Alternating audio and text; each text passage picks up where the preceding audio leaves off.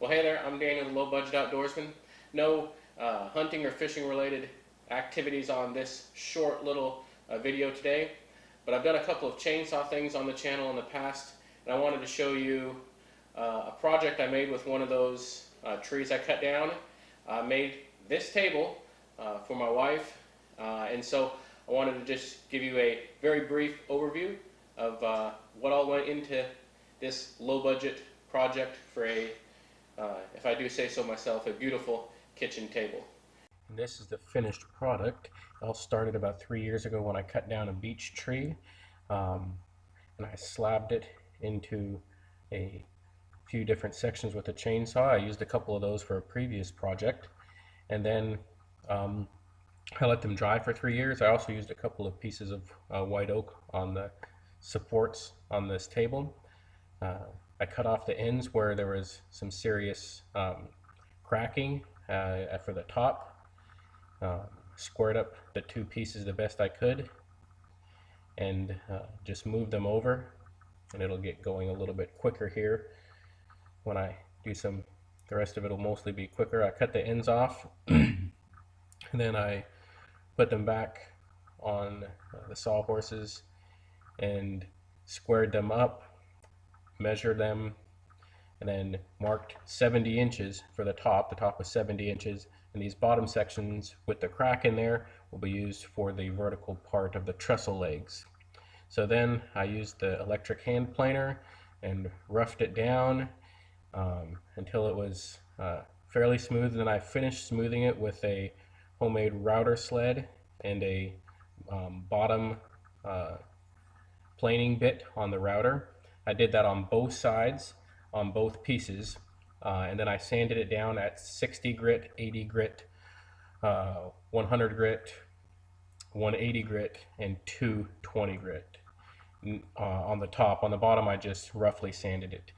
Then I put them outside here on the table again, squared them up, made sure they were the same distance apart. It's face down. And then I cut some pieces that would secure these together and give it some support. And so I laid those out, pre-drilled the holes, and screwed and glued them to the tabletops. After that, I didn't film this, but I put a skirt around them so you don't see those exposed edges. It looks much cleaner, and the skirt was stained the same color as the top. And so then I put the pre-stain on according to the directions, and then the Minwax stain, once again according to the directions. Then after about 10 minutes, I wiped the stain off, anything that was loose. After that dried, I went ahead and did a second coat of stain. Next, I went ahead and worked on the legs. I wanted to keep the thickness, so I didn't want to do any planing on the legs, so I used the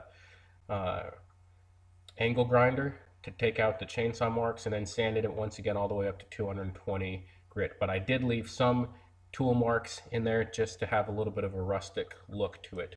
So I tried to sand down any roughness, but I wanted to leave some of the tool marks so you can see a few chainsaw pieces. Next, I planed down some white oak slabs, or some white oak pieces for both the center and the top and bottom of the leg supports. Here I'm cutting the bottom and top of the leg supports. Next, those were clamped and glued to the trestle legs. Here the center support is getting notched out on both ends. And then I roughed out the holes in the trestle legs with a drill, then a jigsaw, and then finally chiseled them out until it finally fit.